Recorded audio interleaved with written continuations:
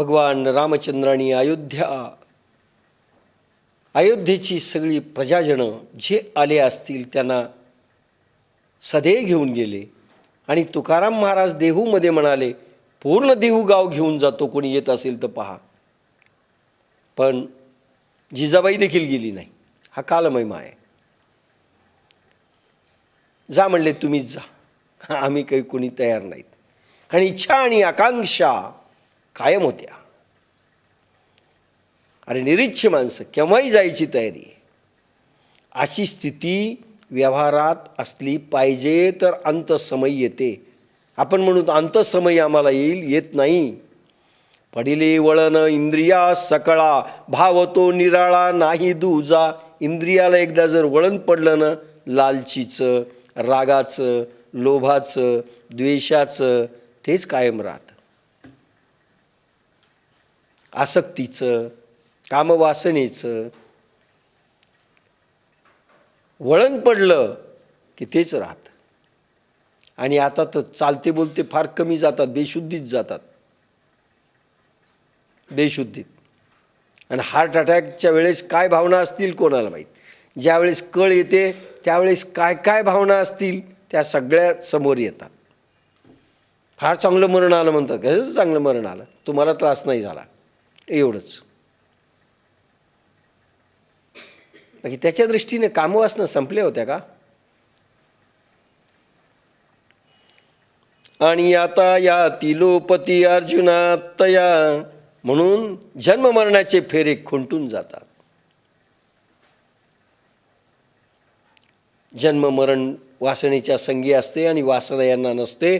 असं व्यवहारात आपण वागलं पाहिजे इथून पुढे. किती क्षणोक्षणी हाची करावा विचार, उतरावया पार भवसिंधू. हा भवसिंधू पार करण्याकरिता एकेका क्षणाचा कर्मकुशलतेचा, योगयुक्तीचा, भावनेचा विचार केला पाहिजे, तरच भवसिंधू पार होतात. मग निरामय भरित पावती पद अच्युत, ते बुद्धियोगयुक्त धनुर्धरा. मग निरामय भरित पावती पद अच्युत. भगवान ज्ञानेश्वर माऊली 21व्या वर्षी समाधी घेण्याकरता निघाले. तिन्ही भावंड रडत होती. सोपान काका सगळ्यात लहान ज्ञानेश्वर होते. ते समाधी घेत आहेत. 2 वर्षांनी मोठे निवृत्तीनाथ आहेत, सोपान देव आहेत. सगळी मोठी भावंड आहे ती. मुक्ताबाई फक्त लहान आहे. सारखे रडतायत. आणि त्यांचे अभंग देखील आहेत. पुत्र मरे बापा आधी, शिष्य मागतो समाधी, पुत्र मरे बापा आधी. आणि शिष्य आहे तो समाधी घ्यायची म्हणतो आणि गुरु तसाच शिल्लक राहतो. काय विडंबन आहे. किती दुःख होत असेल निवृत्तीनाथांना, पण ज्ञानेश्वर हटले नाहीत. बरं नाही घ्यायची. हजारो लोक टाळ मृदंगाच्या गजरात त्यांना नेऊन सोडतायत. आणि ज्ञानेश्वर संत आहेत. आशा आकांक्षा काही नाही, इच्छा वासना काही नाही.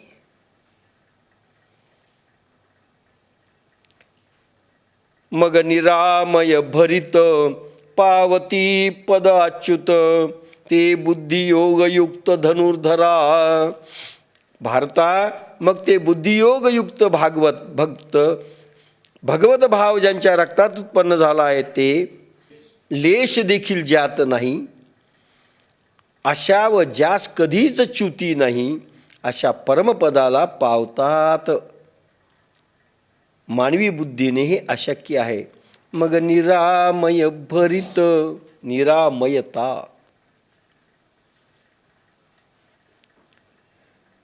पावती पद अच्युत. अच्युत म्हणजे ज्याला च्युती नाही, पुन्हा जन्म मरण नाही. अच्युत, भगवंतामध्ये अच्युत फक्त भगवान कृष्णाला म्हटलं आहे. ब्रह्मदेवाला नाही, भगवान विष्णूला नाही, भगवान शंभूला नाही, फक्त अच्युत पद भगवान कृष्णाला आहे. पुन्हा च्युती नाही, अजन्मा, पुन्हा जन्मही नाही. मग निरामय भरित पावती पद अच्युत. समजा समाधी घेत असताना यांनी विचार केला, निर्वाणीचा समय आला, जायची वेळ आली, इंडिकेशन आलं किंवा वाटलं जावं आता निघून, पुन्हा जन्म नाही घ्यायचं त्यांनी ठरवलं, तर पुन्हा जन्माला येत नाहीत ते. अच्युतपद भगवंतामध्ये विलीन, पुन्हा विभक्ती नाही. वाटलं यावं तर येतील, आणि नाही वाटलं ना पुन्हा जन्म नाही. नको हा संसार पुन्हा, बस अच्युतपदाला जायचंय, जाऊ शकतात. निरामय भरित, कारण वासना आणि इच्छा शिल्लक ठेवल्या नाहीत, उत्पन्न होऊ दिल्या नाहीत. शिल्लक ठेवल्या नाहीत, उत्पन्न होऊ दिल्या नाहीत, आणि कर्माचा बोजा सगळं संपवला. प्रारब्ध संचित क्रियमान सगळं संपवलं. निरामय भरित पावती पद अच्युत. ते बुद्धियोग युक्त धनुर्धरा. बुद्धियोगामध्ये पारंगत झाल्यानंतर, पूर्ण झाल्यानंतर त्यांना निरामयता येते. संपूर्ण शरीर ट्रान्सपरंट राहतं, संपूर्ण शरीर गुप्तही होता येतं. निरामयता, अशुद्ध शरीर नाही, अशुद्ध भाव नाही, अशुद्ध लॅट्रिन संडास नाही, घाणीचं शरीर नाही, शुद्ध स्फटिकासारखं, सोन्यासारखं. देह होय सोनियाचे असं केलं तर. पावती पद अच्युत, पाहिजे ते त्याला पद मिळतं. वैकुंठात राहायचं, ठीक आहे, वैकुंठ लोक, कृष्णाच्या लोकात राहायचंय. कोणतं धाम म्हणतात? गोलोक. वा, ब्रह्मलोक. ज्या लोकात राहायचं ते स्थान मिळू शकतं, आणि अखंड राहायचं तर अखंड मिळू शकतं, नोच्युत. पण तुकाराम म्हणतात मला पुन्हा पुन्हा यायचंय. मोक्षपद तुच्छ केले या कारणे, म्हणजे मला मिळू शकत नव्हतं असं नाही म्हणतात. कारण आम्हा जन्म घेणे युगायुगी, मी येणार, युगायुगामध्ये येणार. म्हणजे पुन्हा त्रास घ्यायची माझी तयारी आहे. जन उद्धाराकरता मी पुन्हा पुन्हा येणार आहे. It is choice. बाप्पासाहेब म्हणले होते, मी येणार, हे शरीर जर्जर झालंय आणि मला सोडायचं आहे. 20 वर्ष झालं मी माझं आयुष्य वाढवायलो, आणि शेवटी एक सांगितलं 6 महिने शेवटची माझी स्थिती आहे, मी संपवणार माझा देह. आणि तसंच केलं त्याने. पण मी येणार म्हणाले. मोदीजी महाराज तर आज परकाया प्रवेशातच आहे. तयार राहा म्हणले. जोडपे असे शुद्ध शरीराचे तयार झाले पाहिजे, त्यांच्या पोटी मी जन्म घेईल. आता म्हणाले तयार झाले पाहिजेत, नाही झाले तर आपण काय करणार आहेत? शुद्ध बीजा पोटी फळे रसाळ गोमटी. शुद्ध बीज पाहिजे.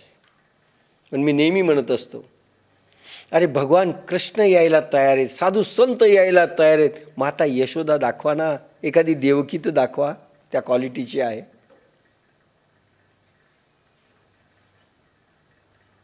त्याची चिंता करू नका, कधी येतील कधी येतील, त्या दिवशी आम्ही जरा एनिमाई रंडेल घेऊन बसू,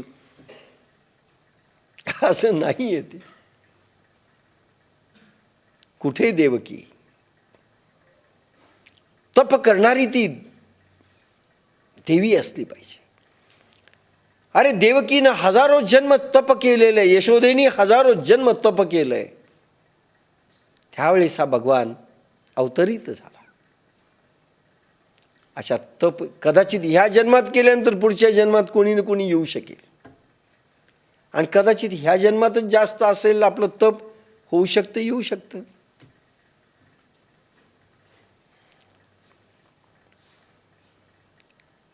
ते बुद्धियोगयुक्त धनुर्धरा, म्हणून ते अच्युत पद. पण हा चॉईस आहे संतांचा. ज्यांना वाटतं यायचं नाही, नका येऊ. ज्यांना वाटतं आम्हाला यायचं, त्यांनी यावं. यदा ते मोह कलिलम बुद्धिर्व्यर्थी तरिष्यति तदा गंतासी निर्वेदम श्रोतव्यस्य श्रुतस्य च. जेव्हा तुझी बुद्धी मोहमलास ओलांडून तरून जाईल, तेव्हा पुढे ऐकण्यास योग्य व पूर्वी ऐकलेल्या शास्त्राधिक गोष्टीविषयी विसर होईल, वैराग्यास प्राप्त होशील. बाप्पासाहेबांचं समगीत या श्लोकावर, बुद्धी होई जो विरल मोह कलील तरेल तेव्हा श्राव्य श्रुत भाग विसरे येईल विराग. अप्रतिम उभी आहे. तू ऐसा तै होशी जय मोहाती यया सांडिसी आणि वैराग्य मानसी संचरेल.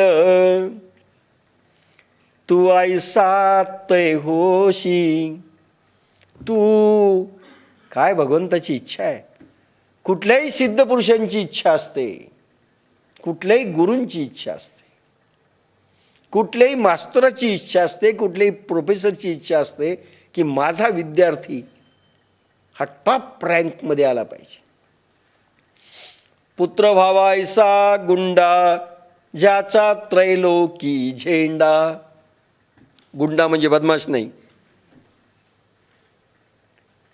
पुत्र भावायसा गुंडा ज्याचा त्रैलोकी झेंडा, असं प्रत्येक माता पित्याला वाटतं.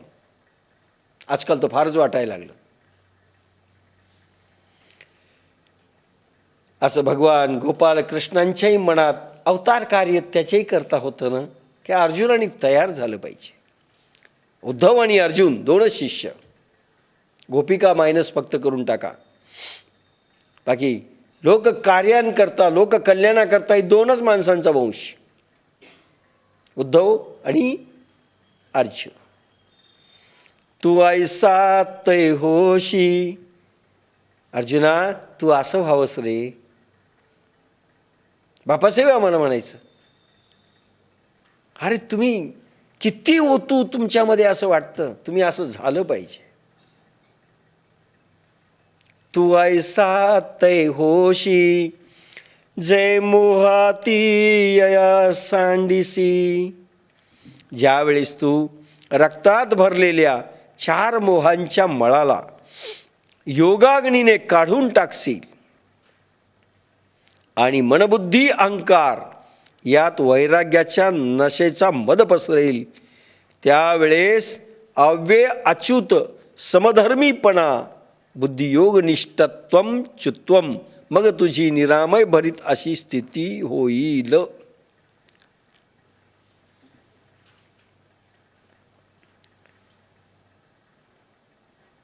तू ऐसा तै होशी जे मोहाते यया सांडिसी. मोह कशात असतो?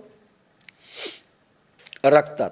आणि रक्त किती प्रकारचं भाव असतात? सत्व, रज, तम आणि पुन्हा शुद्ध सत्व. हे 4 भाग. सत्व, रजतम आणि शुद्ध सत्व हे 4 भाग.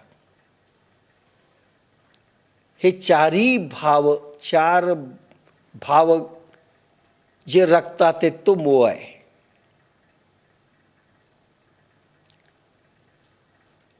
पण बाप्पासाहेब म्हणायचे, मला वाटतं रे तुम्ही व्हावं, हा माझा मोह आहे. हे खरं नाही. हे तितकंच खरं असतं. प्रत्येक आईवडिलाला वाटतं आपलं पोरगं नाही बॅरिस्टर व्हावं, पण ते बालिस्टर होतं. वाटत असतं बॅरिस्टरच व्हावं. डॉक्टर व्हावं, ते होऊन बसतं कंडक्टर. वाटत असतं, तो मोह आहे.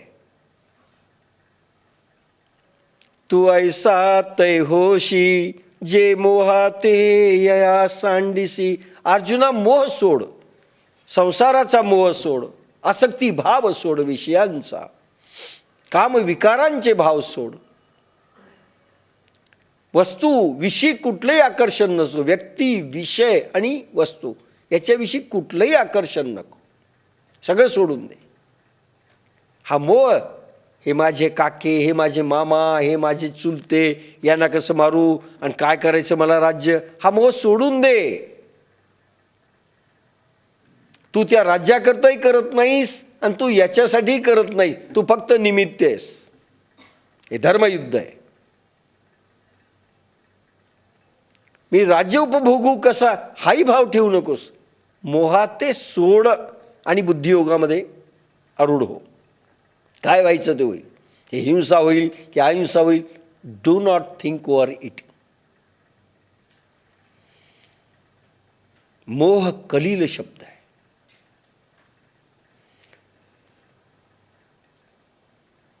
अस्मिता, अभिनिवेश,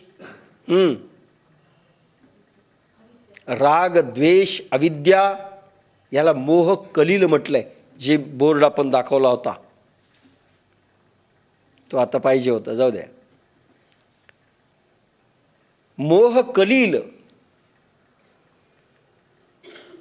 अस्मिता, राग, द्वेष, हे जे रक्तामधले भाव आहेत याला मोह कलील शब्द आहे.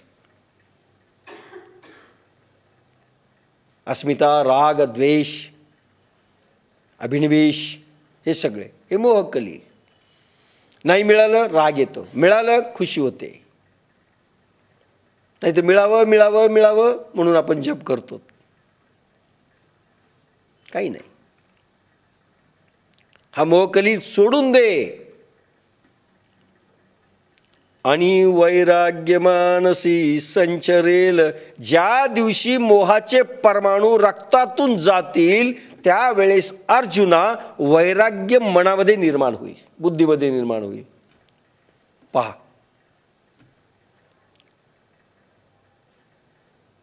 उलट आहे. आधी अंधार घालवा मग उजेडी.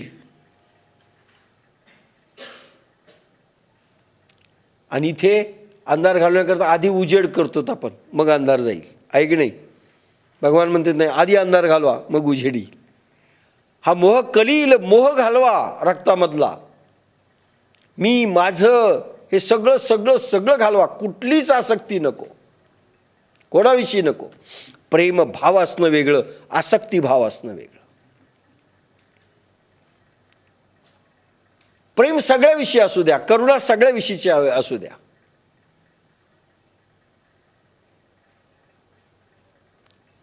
प्रेमाचा भाव कोणाही जीवाचा न घडो मत्सर, वर्म सर्वेश्वर पूजनाचे.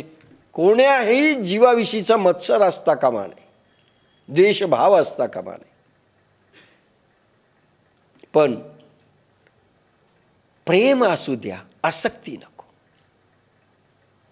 प्रेमाने बोला, पण तो चालल्यानंतर रडत बसू नका. गेला गेला गेला, किती छान होता, अरे, ही आसक्ती झाली. दुःख होणं त्याच्यानंतर आसक्ती, तडपणं त्याच्यामध्ये दुःखामध्ये आसक्ती, दुःखाची प्रोडक्शन मशीन बनणं आसक्ती. ही प्रेमासक्ती नव्हे. प्रेम प्लस काम असा भाव आहे, शुद्ध प्रेम नाही. कामासक्ती. प्रेम आहे पण याच्यात काम जास्त आहे, वासना जास्त आहे. वासनेने लिडबिडलेलं प्रेम आहे, याला आसक्ती म्हणतात. हा आसक्ती भाव नष्ट होऊ द्या. पोरगं शिकलं नाही, पोरीचं लग्न झालं नाही, ठीक आहे, ट्राय करत राहा, होईल ना होईल. आसक्ती नको. प्रेम असू द्या. प्रेम असणं वेगळं, आसक्ती भाव असणं वेगळं. त्याच्यामध्ये दुःख आणि सुख निर्माण होतं, दुःख आणि आनंद निर्माण होत असतो. नाही म्हणून आसक्तीच नको. त्यावेळेस आसक्ती रहित झाल्यानंतरच वैराग्य राहतं आणि वैराग्य टिकतं. काही काही जणांना साधना केल्यानंतर काही तास वैराग्य राहतं, नंतर डिश गाडी होते, बॅटरी डिस्चार्ज. का? काय उत्तर आहे तुमच्याकडे? विकाराचा प्रादुर्भाव झाला. कुठंतरी तुम्ही रागावले, कुठंतरी मत्सर उत्पन्न झाला कोणाविषयी, घरात असो की बाहेर असो. मग घात कुठे केला कोणी? 4 तास साधना केली, योगाग्नी प्रखर होता, उठले तुम्ही आणि संध्याकाळी पाहिले तर डिश गाडी झाली. कहाँ गए थे, कहाँ नहीं, क्या लाए, कुछ नहीं. कारण काय घडलं? कुठेतरी तुम्ही विकारग्रस्त झाले, कोणाच्या विषयी तरी रागावले. भले भांडेवालीवर रागवा, भांडेवालीवर तुम्ही रागावतायत, माणसावर रागावतायत. सासू असेल तर सुनेवर रागावते, नोकरावर रागावते, मुलगा असेल तर बापावर रागावतो, बाप मुलावर रागावतो. त्यावेळेस मला योगाग्नी कायम राहतो का ते दाखवा. आणि योगाग्नी वाढत गेला, जससा राग वाढत गेला तसतसा योगाग्नी वाढत गेला आणि वैराग्यावस्था आहा काय झाली.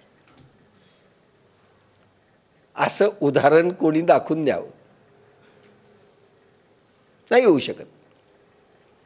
म्हणून आपण लगेच पोत्र मारून टाकतो. पोत्र माहिती, साफसूप, की साधना केलीच नाही असं वाटावं. सकाळी तुमचा चेहरा इतका सुंदर होता, आता काळवंडला का? तुम्हाला काय सांगावं? घालवलं सगळं. आणि हा भाग महत्वाचा आहे. म्हणून मोह, कलील, राग, द्वेष, अस्मिता, अभिनिवेश हे तुमच्या रक्तातून कायमचं गेलं पाहिजे. आणि म्हणून आपण म्हटलंय अखंडित प्रेममय वातावरणात राहा. आनंद असा प्रगटू द्या सारखा 24 तास, भले दुःखाचे प्रसंग येऊ, आनंदी राहा. तो विषय घेत नाही, येईल त्यावेळी सांगेल. पण अर्जुना, तू ज्या दिवशी ह्या मोह रक्तातून काढून टाकशील, निघून जाईल, अखंड वैराग्य म्हणजे योगाग्नी, योगाग, ब्रह्माग्नी कायमचा तेवत राहील. आणि तोही बुद्धीमध्ये. बुद्धीमध्ये कधी जात असतो माहिती आहे? योगाग्नी पोटातून निर्माण होतो. आग आग आग, तुम्हाला मुंग्या येणं जे सुरू होतं, आगीचा डोम उसळला की काही लोकांना वाटतं तूप खाऊ का? काही जण येऊन विचारतात तूप खाऊ? आग वाढली. ती आग आहे काही? विषयाने दबेल. विषय घेतली तर दबेली. ही योगाग्नी, हा ब्रह्माग्नी आहे. हा तुमचा तो अग्नी नाही आहे जे आयुर्वेदामध्ये उष्णतेचा इलाज दुधा तुपाने करायचा असतो. अशी आग नाही आहे. हा योगाग्नी आहे. म्हणजे हा योगाग्नी वाढत वाढत बुद्धीमध्ये जाऊन विवेक निर्माण होतो आणि योग आग बुद्धीमध्ये जाऊन समाधी अवस्था निर्माण होते. अशी अवस्था येण्याकरिता रक्तामधले मोह गेले पाहिजेत. विकार रहित अवस्था पाहिजे. वरून रागवा, आतून नाही. काल मी बोललो या विषयावर. आतून नाही. आपण वरूनही रागवत नाही, पण आतून रागावलेले असतो. तिथं अतिशय भयानक असतं चित्र. त्याला टेन्शन म्हणतात. वरून बोलता येत नाही, सून चडफड तडफड तडफड करते सासूविषयी, बोलता येत नाही वरून, पण आतून रडगा वाहीन तुला भवानी आई. नंदेचं कार्ट किरकिर करतं, खरूज येऊ दे त्याला भवानी आई, रोडगा वाहीन तुला. एकनाथांनी फार छान भारूड म्हटलंय. ती अशीच करते, याला मरू दे, त्याला मरू दे, त्याला मरू दे, भवानी आई रोडगा वाहीन तुला. वैराग्य मानसी संचरेल. संचरेल म्हणजे आपोआप येईल. वैराग्य वाट काढत आपोआप येईल. पण योगाग्नी गेला की समजा आपण विषयामध्ये कुठंतरी चरलो, चुकलो, साधना घसरली, साधना केल्यानंतर येत नाही, कुठेतरी विकारग्रस्त झालो, कुठल्या तरी मोहामध्ये अडकलो, काहीतरी चुकलं, भलेही रागावलो असोत, चरवंतर पण नसेल तर राग बिलकुल येतो, बिलकुल येतो. रागावले तुम्ही की समजायचं चरवंतर पण त्याचं नाही. चरवंतर पण ज्यांचं स्ट्रिक्टली असेल, स्ट्रिक्टली शब्द वापरलाय, ते टेम्पररी रागावतील, परमनंट नाही, परमनंट राग नाही. तू आणि मी आजपासून जन्मभर बोलायचं नाही, कट्टी, असं नाही. टेम्पररी फेस येईल, निघून जाईल. मग वैराग्य मानसी संचरेल, मग तुझी निरामय अवस्था स्थिती येईल, वैराग्य प्रचंड बुद्धीमध्ये येईल आणि संबंध शरीर वैराग्यमय होईल. तू ऐसा तय होशी, हे आपल्याला लावून घ्या. सगळा साधनाभ्यास या, काय काय करायचे पाहून घ्या. जय मोहाते यया सांडिसी आणि वैराग्य मानसी संचरेल, आपोआप वैराग्य अवस्था टिकेल, वाढेल, गरज नाही. मग निष्कलंक गहन उपजेल आत्मज्ञान. काय होऊयात, ट्रेलर आहे बरं, संपूर्ण ट्रेलर ज्ञानेश्वरीचा. मग निष्कलंक गहन, अर्जुनाने साधना रत व्हावं, बुद्धियोगा रत व्हावं, त्याची श्रद्धा वाढावी, म्हणून भगवान काय काय होईल पुढे ते सांगतायत. मग निष्कलंक गहन उपजेल आत्मज्ञान. वा, कधी मोह रक्तातून गेल्यानंतर, आसक्तिभाव कमी झाल्यानंतर, कामवासना निर्माण न झाल्यानंतर, अशी परिस्थिती, पूर्ण कर्म समर्पण झाल्यानंतर, कर्म जळाल्यानंतर, प्रारब्ध संचित आणि क्रियमान, मग मोह जाईल आणि मग वैराग्य अवस्था परिपूर्ण निर्माण होईल आणि त्यानंतर मग निष्कलंक गहन उपजेल आत्मज्ञान. गहन शब्द आहे, गुह्य शब्द आहे. मग निर्मल आणि देहभर परिपूर्ण व्यापलेल्या अशा अतेंद्रिय आत्म्याचा अनुभव उत्पन्न होईल. आत्मा अशुद्ध नाही, अशुद्ध आत्म्याचा साक्षात्कार नाही. शुद्ध आत्मा स्फटिकासारखा. उपजेल आत्मज्ञान, आत्मज्ञान प्रगट होईल, आत्मसाक्षात्कार होईल अर्जुनात त्यावेळेस. आता कोणाला वाटेल आपला साक्षात्कार, आत्मसाक्षात्कार कधी होईल, त्यांनी समजावं. वरील गोष्टीची पूर्णता झाल्यानंतर अखंडितपणे वैराग्यावस्थेमध्ये तुम्ही पहुडलात, त्यानंतर आत्मसाक्षात्कार होतो. आणि अर्जुना त्यावेळेस आत्मा प्रगट होऊन उपदेश देईल. दोन प्रकारचे आत्मसाक्षात्कार आहेत. भगवान ज्ञानेश्वरांसारखं शरीर जर शुद्ध असेल, अगदी निरामय, निर्विकारी, शुद्ध सोन्यासारखं जर शरीर असेल, तर कुठलाही अटकाव असणार नाही, घाण शरीर असणार नाही, ऑब्स्टॅकल्स शरीरामध्ये असणार नाही, दोषरहित शरीर असेल, निरामय शरीर असेल, परमाणू विरल झालेले असतील, देहाचे जडत्व संपलेलं असेल, अशा वेळेस खूप प्रखर वैराग्य असं अखंड निर्माण होतंय, आगीचा डोम उसळलेला आहे, आज तरुण देह असेल, देह तरुण पाहिजे मात्र, 8 आहे, तर श्री गुरुच्या कृपेने 4 वेदमंत्रांचे उपदेश होतात. पुढे सांगेल तो, आता एकदम तो शब्द थोडा आलाय म्हणून सांगतो. 4 वेदमंत्राचे उपदेश, पहिल्यांदा ते मंत्र ऐकावे लागतात आणि नंतर आत्मा स्वतःच्या समक्ष गुरुनी सांगितल्यानंतर प्रगट होतो आणि तो स्वतःच्या मुखातून उपदेश देतो. बापासाहेब म्हणत होते बिल्लोरी काचासारखा असतो. हा जे ट्यूबलाईट आहे ना असा चमकतो तो. बिल्लोरी काच स्फटिकासारखा. सूर्याचे किरण स्फटिकामध्ये केल्यानंतर कसं चमकतं तितका प्रकाश असतो त्याचा आणि जमिनीच्या वर असतो तो आणि स्वतःच्या तोंडाने उपदेश देतो. प्रज्ञानम ब्रह्म विज्ञानम ब्रह्म अयमात्मा ब्रह्म तत्त्वमसि. 4 वेदमंत्र, 4 वेदाचे 4 मंत्र आहेत. त्याचा तो उपदेश देतो आणि याला समाधी लागते. बस समाधी लागली की पुढे मग अभ्यास असतो तो जो आता आम्ही करतो आहोत तो अभ्यास. निर्विकल्प सविकल्प समाधीपर्यंत गुरु नेतात. निर्विकल्प समाधी अवस्था तुम्हाला स्वतःच्या ताकदीवर आणावी लागते.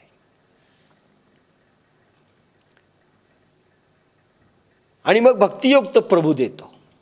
त्याच्यात पात्रता आली तर असा अभ्यास आहे. तर आत्मज्ञान आत्मा प्रगट झाल्यानंतर त्याचं ज्ञान होईल. आणि दुसरा प्रकार आहे गुरु आपल्या मुखातून देतात. आम्हाला गुरुमुखातून झालं ते मंत्र देतात त्यावेळेस सविकल्प समाधी अवस्था येते आणि मग तो पुढे अभ्यास लागतो निर्विकल्प समाधीचा. मग निष्कलंक गहन त्यावेळेस काय धारणा प्रवाह असतो आणि योगाग्नी किती प्रदीप्त असतो. अरे बापरे अफाट असतो त्यावेळेस. पण साधकही तेवढाच साधनेमध्ये रत पाहिजे तरच ती अनुभूती येते, नाही तर नाही. बापासाहेबांची टाच चुकली होती म्हणजे बापासाहेबांना 3 महिने भोगावं लागलं. मोदीजी महाराजांनी इंदोरहून पत्र पाठवलं टाच लावून बसा. लावल्यानंतर गर गर गर गर काळात तिळाचा तो पुरुष फिरायला लागले. ते मंत्राचे उद्घोष व्हायला लागले. पण बापासाहेबांची टाच चुकली की यमाचा हल्ला झाला. कारण यमराज त्यावेळेस शेवटचा हल्ला करतात. आत्मज्ञान तुम्हाला होऊ देत नाहीत. जे पिक्चरमध्ये दाखवलं जातं ते सगळं सत्य आहे. आणि मग बाप्पासाहेबाला मग काढे पाठवले. टाच चुकली म्हणाले मोदीजी महाराज. जाऊ द्या शरीर नाही साथ देत. मग स्वतःच्या तोंडून मग उपदेश करून त्यांना पूर्ण केलं. कारण आत्मसाक्षात्काराला 60वं वरीस धोक्याचं.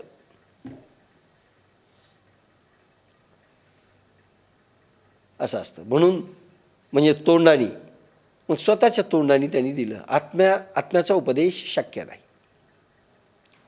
मग स्वतःच्या तोंडानी गुरु उपदेश देतात. पूर्णता होते. काही शरीर साथ देत नसतं.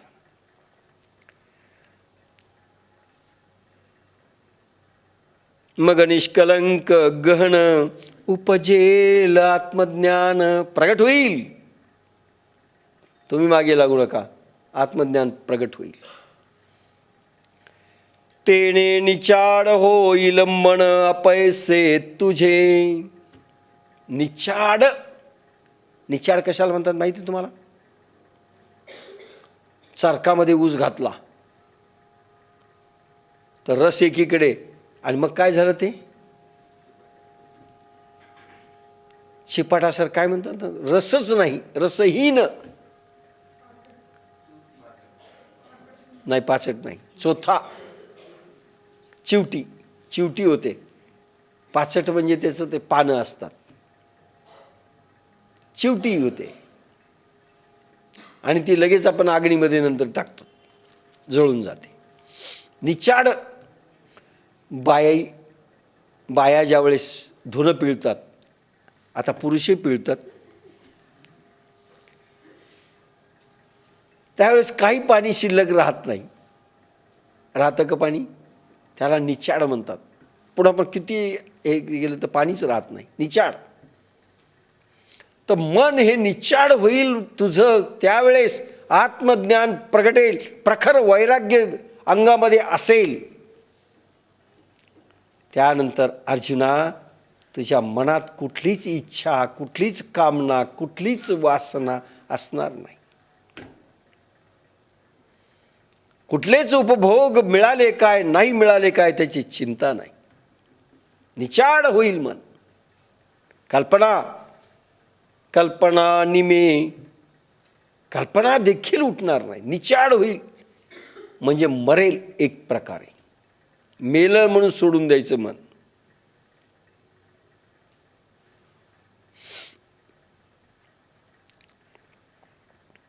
मग निष्कलंक गहन अपैसे होईल, आपोआप होईल, फार चिंता नाही. आणि म्हणून आता आम्ही सध्याची स्टेज अशी साधनेत गेलो की मन खरंच हालत नाही,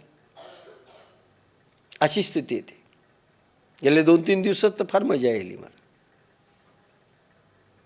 आपोआप होतं कारण योगागडी प्रचंड वाढत जातो. त्या मनाच्या धक्क्याने मनच साफ होत जातं. विचार हळूहळू संपायला लागतात, बाहेर पाहिलं तरी संपायला लागतात. ती स्थितीच काही वेगळी असते. ह्या ओवीमध्ये त्याचं वर्णन आहे.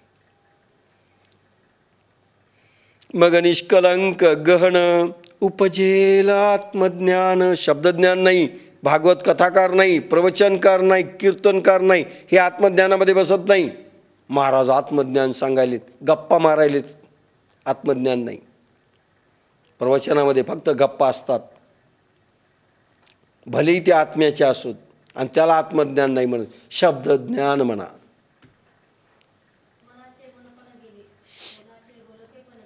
मनाचे मनपण गेले, बोलाचे बोलके पण ठेले.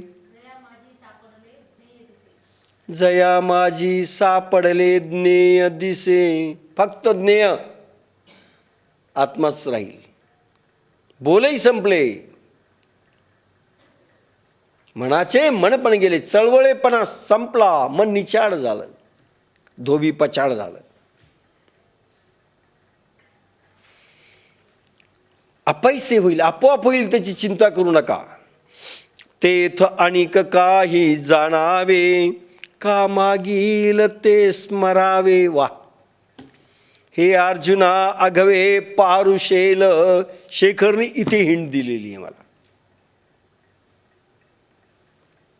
तेथ अनिक काही जाणावे, का मागील ते स्मरावे. बाप्पासाहेब जुन्या काळातले होते आणि वयाच्या 60 वर्षानंतर त्यांना हा सगळा योग मिळाला होता. त्यांच्या वयाच्या 60व्या वर्षी मोदीजी महाराजांकडे गेल्यानंतर मोदीजी महाराजांनी त्यांना हिंट दिली की ज्या वर्गात तुम्ही गेलात त्या वर्गाचा अभ्यास करा, बाकीच्या वर्गाचा अभ्यास करू नका. पण कर्मठ होते बाप्पासाहेब जुन्या काळासारखे. जुन्या काळातली माणसं जशी कर्मठ असतात, वैश्यदेव नैवेद्य हवन सगळं करत होते. जप जाप्य मूर्तीपूजा सगळं करत होते. त्याच्यात 2-3 तास घालवायचे. पोथी वाचन जे नित्यनियमित चालत आलेलं होतं. आजही काही बाया 3-3 तास घालवतात त्या पूजेमध्ये आणि मूळ साधना भाग संपतो. बाप्पासाहेबाचं हे घडत होतं. काशीला गेल्यानंतरही मोदीजी महाराजांनी इंदोरहून पत्र पाठवलं की ज्याच्यासाठी हे सगळं केलं होतं त्या नावेत तुम्ही बसला आहात, आता नावेत चक्कर मारू नका. नाव कशासाठी तुम्ही धरली होती? पैल तीराला जाण्याकरिता. पैल तीर आल्यानंतर नाव सोडून द्यायची असते, तिच्यात चक्कर मारायची नसते. पण त्यांना अर्थ नाही कळाला.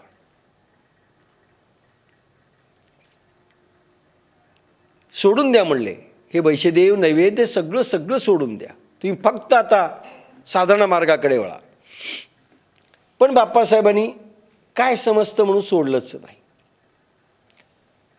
सिद्धगुरु एकदा सांगतो, देव एकदा सांगतो किंवा 3दा सांगतो, 4थ्यांदा नाही. तुम्ही आऊट त्या जन्मात. एकदा किंवा 3दा. बाप्पासाहेब नेहमी म्हणायचे. मला म्हणायचे, शेखरला, मला आणि राठोडना, मीच एक मूर्ख आहे म्हणले. की जे तुम्हाला कितीदाही सांगतो, नाही एकदा किंवा तीनदा संपलं. म्हणजे बैलच असेल तर तीनदा, नाही तर एकदा. आता एकदा त्यांनी सांगितलं पण बाप्पासाहेब ऐकले नाहीत. मग सकाळी एक पत्र आलं इंदोरून काशीला की सकाळी उठा, तुम्हाला एका यज्ञपुरुषाचं दर्शन होईल. बाबासाहेब झोपच आली नाही रात्री. सकाळी उठल्याबरोबर एक खिडकीतून एक यज्ञपुरुष प्रगटला. आसन घातलेलं होतं. बाप्पासाहेबांनी आम्हाला सांगितलं. असा समोर असा आला आणि त्यांनी सांगितलं, 3 वाक्य बोलला. आकाश में गमन करने वाले सिद्ध पुरुषों का कहना माना करो. आकाश में गमन करने वाले सिद्ध पुरुषों का कहना माना करो. आकाश में गमन करने वाले सिद्ध पुरुषों का कहना माना करो. आणि गुप्त झाला. मला अर्थच कळाला नाही म्हणले. का सगळे अर्थ सांगत नाहीत माझ्यासारखं स्पष्ट. प्रत्येक गोष्टीचा याचा अर्थ काय, याचं क्रियापद कोणतं आहे, काही नाही. ते पण नाही कळालं मला अर्थ. दुसऱ्यांदा बोलले होते. म्हणजे मोदीजी महाराजांचं तुम्ही म्हणणं ऐका, स्पष्ट आदेश. पण बाप्पासाहेबांनी ते ऐकलं नाही. त्यानंतर एक पत्र असं आलं की शिकलेलं घोकलेलं तुम्ही उद्या सकाळी उठल्याबरोबर विसरून जाल. त्यामुळे बाप्पासाहेब म्हणाले, जे पाठांतर मला संस्कृतचं जे काही होतं, जे मी करत होतो ते सगळं नष्ट झालं म्हणले. एकही ओवी आठवत नव्हती. आणि मग मोदीजी महाराजांची भेट झाल्यावर हसले. पाटी कोरी झाली का, म्हणजे बुद्धी कोरी झाली का विचारलं की अजून घाण साचलेली आहे मध्ये. कोरी पाटी पाहिजे म्हणले. हसले महाराज. म्हणे काहीच आठवणं. हां बस बरं झालं म्हणले. आता झालं ना, आठवत नाही ना, हां चला करा आता पुढे सुरुवात. तीही ओवी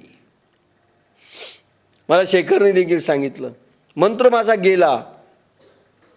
म्हणलं शेखर, म्हणले ज्ञानेश्वरी बंद होईल की चालू होईल मी नाही सांगत म्हणले, काही होऊ शकतं. म्हणून मी कुठलाही माझा प्रवचनाचा दिवस शक्यतो टाळीत नाही. माहीत नाही, निदान ज्ञानेश्वरी तरी संपली पाहिजे. नाही सांगता आला, समजा सांगता आलं तर छानच आहे. तेथ आणि काही नाही जाणावे, का मागील ते स्मरावे. पार्था, अशी स्थिती आल्यावर पुढे आणखी अनुभव घ्यावा किंवा आणखी काही शिकावे अथवा समजून घ्यावे किंवा पूर्वीचे जे काही शिकून घोकून मिळवले आहे ते पुन्हा आठवावे, हे सर्व थांबेल. तेथ आणिक काही जाणावे. काही शिकायला आलं की नाही. बाप्पासाहेबांनी विचारलं मोदीजी महाराजांना, आता मी कुठल्या ग्रंथाचा अभ्यास करू. ते म्हणाले कुठल्याच नाही. अरे आपण बोलू ते वेद. वाक्य काय, आपण बोलू ना ते वेद. वेदामध्ये दुसरं काही नाही आहे, पाहिजे गरज नाही आहे. आपण ज्यावेळेस बोलू त्यावेळेस असं समजेल की वेदांमधलेच हे अनुभव आहेत. फक्त ज्ञानेश्वरी 12 वर्षानंतर पहा, तुला ती समजू लागेल असं सांगितलं. म्हणजे सविकल्प समाधीनंतर 12 वर्षांत ज्ञानेश्वरी पाहत तर समजेल. आता तर कुठलाही महाराज म्हणतो आम्हाला येतंय, फारच कठीण आहे. भाराणे भांडार गुप्त आहेत. ह्या किती किती गुप्त आहेत, किती गुह्य आहे, मी सांगत चाललोय. तेथ आणिक काही जाणावे. काही समजून घ्यायचं हाही भाव शिल्लक राहणार नाही रे अर्जुना. काही शिकावं, काही घोकावं, भागवत शिकावी, महाभारत शिकावं, कठोपनिषद शिकावं, ईशोपनिषद शिकावं, नो, हे शिल्लक राहणार नाही. तेथ आणिक काही जाणावे, का मागील ते स्मरावे. की मागचा जे काही तुम्ही शिकलंय घोकलंय तेही विसरावं लागेल, तेही विसरावं लागेल. जसं बाप्पासाहेबांची स्थिती झाली. हे अर्जुना अगवे पारुशेल, आणखी काही शिकावे अथवा समजून घ्यावे किंवा पूर्वी जे काही शिकून घोकून मिळवले आहे ते पुन्हा आठवावे, हे सर्व थांबेल. टीप नंबर 2 पहा. शिकलेले सर्व विसरेल, नवीन शिकण्याची इच्छाच होणार नाही. बळेच शिकले, वाचले, घोकले तरी निर्विषय निरामन झालेल्या बुद्धीत हे विषयी ज्ञान टिकणार नाही. कारण अध्यात्म हा विषयच आहे. तुम्ही पोथ्या वाचल्या तोही विषय, मंत्र जप केला तोही विषय, हे टिकणार नाही त्या बुद्धीत. म्हणून माझा तो मंत्र गेला चुडून. मला नवल वाटलं, मला शेखर आठवण आता गायत्री मंत्र. म्हणे हेच घडायला पाहिजे.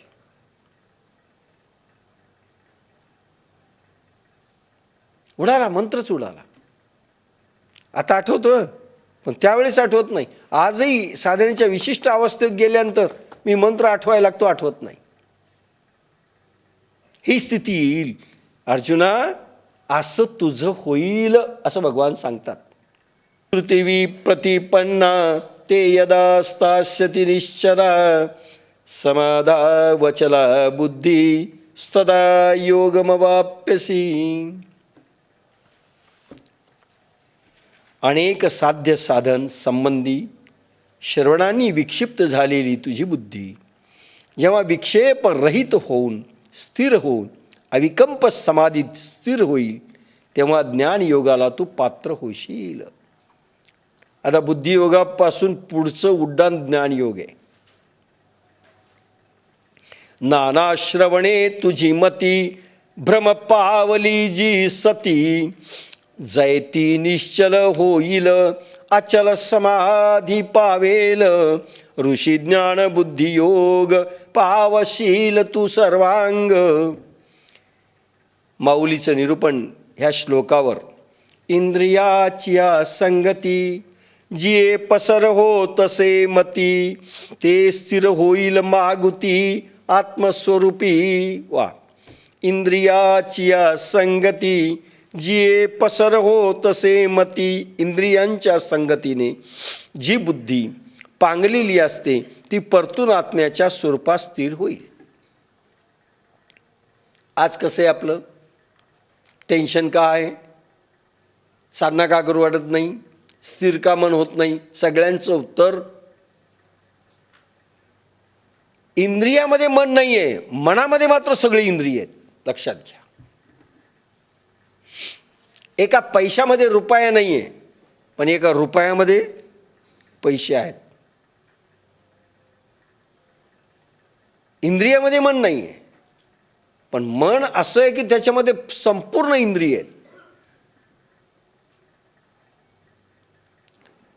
स्वप्न पडलं त्यावेळेस तुमची इंद्रिय काय करतात? हो, काही काम करत नाही. पण स्वप्नामध्ये देखील तुम्ही हालता बोलता. एक बायको असते, भली आत्ताची नसेल, काही पोरं होतात. एखाद्या वेळेस तुम्ही राजा होता किंवा भिकारी होता, रडू लागता. रडणं मात्र शिल्लक राहतं उठल्यावर. अरे अरे अरे अरे वाटतं स्वप्नात तर आपण चाललो बोललो. तुम्ही चालले का? नाही. स्थिर होते. इंद्रिय काम करत होते का तुमचे? नाही. मग कोण करत होतं? मन. मनामध्ये इंद्रिय आहेत की नाही? इंद्रियामध्ये मन नाही आहे तुमच्या, पण मनामध्ये मात्र इंद्रिय आहेत. इंद्रिय म्हणून इंद्रियांच्या संगती आणि म्हणून मन हे अनेक इंद्रियांच्या माध्यमातून 9 द्वारातून धावतं विषयांकडे.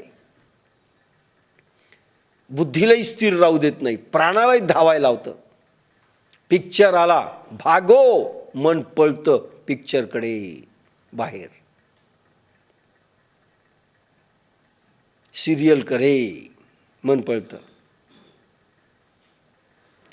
गुलाबजामुनकडे मन पळतं. क्या बात है, चलो. हॉटेलमध्ये मन पळतं. म्हणजे ह्या 9 द्वारातून हे जे भोक आहेत इंद्रियांचे, होल, 2 डोळ्याचे, 2 कानाचे, 2 गुदाचे, 2 नाकाचे, या सगळ्यामधून या इंद्रियाच्या द्वारे मन उपभोग घेण्याकरिता बाह्यकारी पळतं, विषयांकडे धावतं.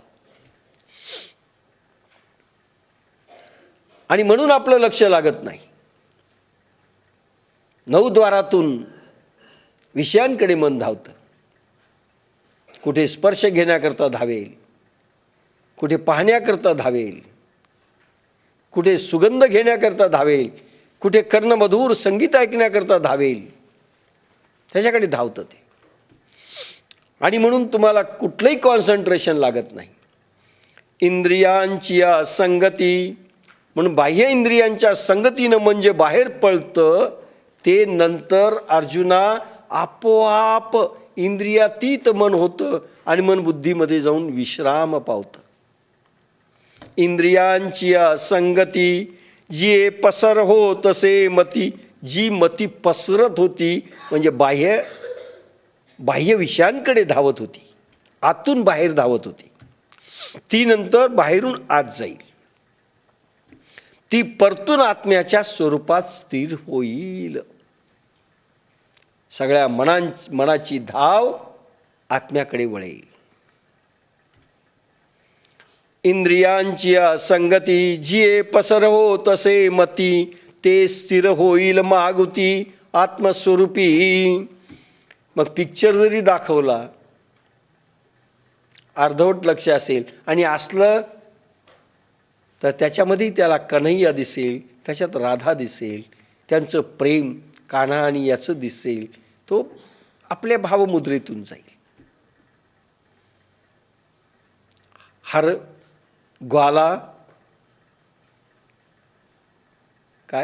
ग्वाला राधा की प्रतिमा, बच्चा बच्चा राम आहे, काहीतरी आहे ना.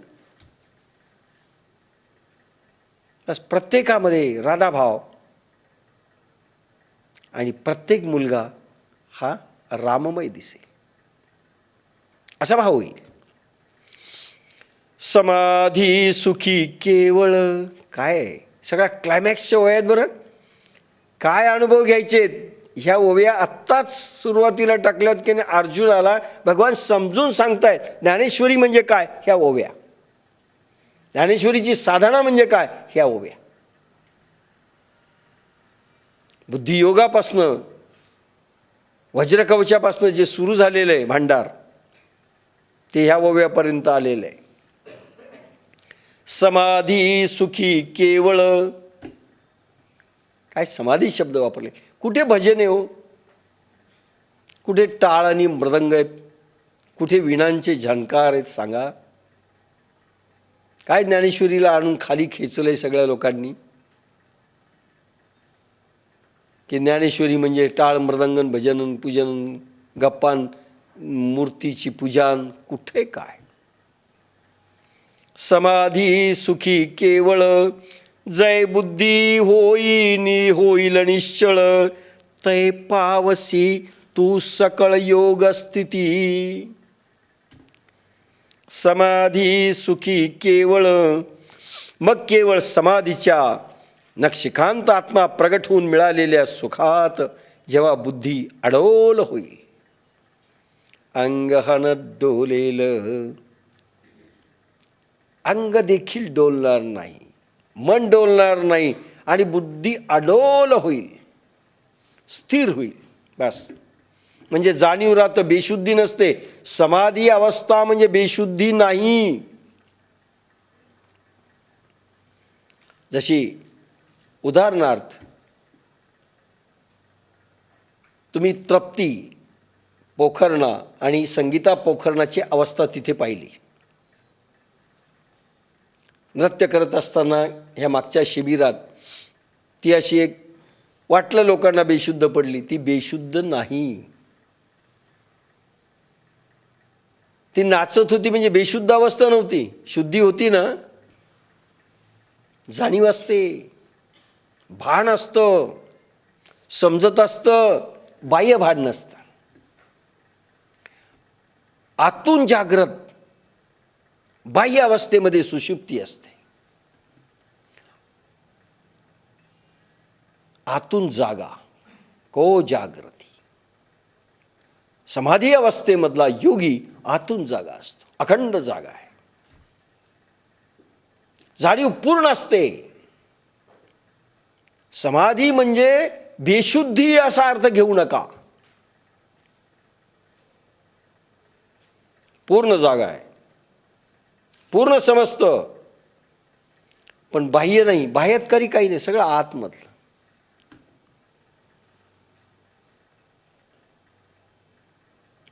बाह्य त्याला काही लक्षातही येत नाही, त्याला समाधी म्हणतात. लोकांनी समाधीचे अर्थ वेगळे केले, कारण तुम्हाला हठ आणि अष्टांग योगी जे तुमच्या काशीपासून ते थेट प्रयागापर्यंत दिसतात, ही माणसं हजारो साधू, आणि यांच्या समाध्या पाहिल्यावर तुम्हाला वाटत असेल अशी समाधी असते का? अनेक बचनाक डसून घेतात, छोटी छोटी नागिनीचं पिल्लू डसून घेतात, काही जण गांजापासून ते अनेक मादक पदार्थ खातात आणि बेशुद्धी आणतात, त्याला ते समाधी म्हणतात. ती समाधी नाही, हा पूर्ण जागा असतो, पूर्ण भान असतं, पण जाणीव बाह्यातकारी काही नाही, बाह्य विषय काही नाही, बस. पण 3,000 वर्षांच्या समाधी आज ज्या ऋषीमुनींनी घेतलेल्या आहेत हिमालयांच्या 4 डायमेन्शनमध्ये, आजही 10,000 वर्षांचे ऋषी आहेत हिमालयामध्ये, आणि त्या समाधी अवस्थेमध्ये ते जात म्हणजे त्यांना समजत नाही असं समजू नका. बाह्य भान नाही, आतलं भान आहे, म्हणजे जाणीव असते, बाहेरच्या विषयांची नेणीव नाही, वेळेचं भान नाही. आज 3,000 वर्षांचे ऋषी देखील, जसं मला 10 मिनिटं वाटलं आपण बसलो होतो, पण ते 2.5 तास निघून गेले. 3,000 वर्षात त्यांना ज्यावेळेस तुम्ही समाधीतून खाली येतील ते, त्यावेळेस ते म्हणतील काही तासांची समाधी मला लागली. वेळ गेला तरी कळणार नाही, वेळेचं भान नाही, काळाचं भान नाही, देहाचं भान नाही, विषयांचं भान नाही, पूर्ण आत्म्याची जाण असते. मात्र ती जाणीव असते, तो जागा असतो, तो बेशुद्ध नसतो. समाधी सुखी केवळ, जय बुद्धी होईल निश्चळ.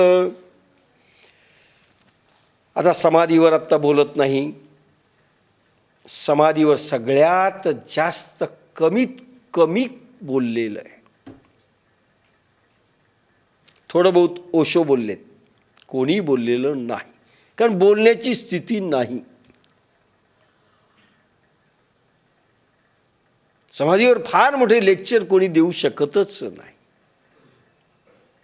मी जे शब्द टाकलेत ना तेवढ्यापर्यंतच, अजून काही खोली आहे आत्ता नाही सांगत, ती गरजही नाही आज. समाधी सुखी केवळ, जय बुद्धी होईल निश्चळ. ही बुद्धी अशी स्थिर राहील, अडोल राहील, तुला जाणीव राहशील, समाधी सुखामध्ये पौडशील. तै पावसी तू सकळ योग स्थिती, त्यावेळेस तू बुद्धियोग स्थितीमध्ये राहशील आणि ज्ञान योगाला पात्र होशील. अखंड आत्मज्ञान नंतर प्रगट येईल. ज्ञान योगामध्ये एकदाच आत्मसाक्षात्कार झाला म्हणजे संपलं असं नाही, पुढे चालून केव्हाही तुम्ही इच्छा केली की आत्मा समोर आला पाहिजे. आणि राहिलेलं कार्य आम्हाला बाप्पासाहेबांनी सांगितलं, समजा मी निघून गेलो, तुम्हाला काही अडचण आली, तुम्हाला आत्मा स्वतःहून सांगेल काय करावं पुढे. चिंता करू नका, किल्ल्या देऊन टाकतोय म्हणले, स्वतःहून सांगेल. याला म्हणतात योग स्थिती पावशील, तो ज्ञानयोग. अशी स्थिती येईल. आज ओवी संपवायची, 1 मिनिट आहे. सुखात जेव्हा बुद्धी अडोल होईल तेव्हा तू अविकंप निष्काम अशा निष्कर्म योग स्थितीला पावशील. ही रूप रंग नादातीत स्थिती आहे. रूप नाही, रंग नाही, तिथे सगुण दर्शन नाही. नाही नाही हा भाग जास्त आहे. शून्य. समाधी, समाधीवर फार बोलताच येत नाही.